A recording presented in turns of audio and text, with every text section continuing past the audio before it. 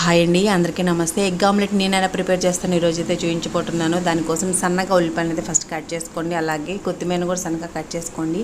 పచ్చిమిర్చి వేసుకోవాలనుకుంటే పచ్చిమిర్చిని కూడా సన్నగా కట్ చేసుకోండి, లేకపోతే కారమైన వేసుకోవచ్చు.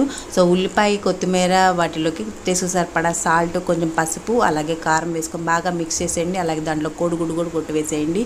అంతా బాగా మిక్స్ చేసుకున్నాక స్టవ్ వెలిగించి బాండి పెట్టి ఆమ్లెట్కి సరిపడా ఆయిల్ని అయితే వేయండి. ఆయిల్ కాగిందో లేదో ఒక డ్రాప్ అయితే ఆమ్లెట్ మీకు కలిపిలా అయితే వేసి చూడండి.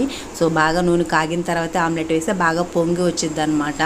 లేకపోతే అందుగా పొంగదు, పఫీగా కూడా రాదనమాట. ఇప్పుడైతే మనం ఆమ్లెట్ని సిమ్లో అయితే పెట్టేసి మంచిగా ఫ్రై చేసుకోవాలి. అప్పుడే దాని ఉల్లిపాయలు అంతా బాగా ఫ్రై అవుతాయి, లేకపోతే ఉల్లిపాయలు అంతా పచ్చి పచ్చిగా ఉంటుంది. సో ఒకవైపు అయితే కాగిలిన తర్వాత రెండో వైపు కూడా టర్న్ చేసుకొని మంచిగా ఫ్రై చేసుకోండి.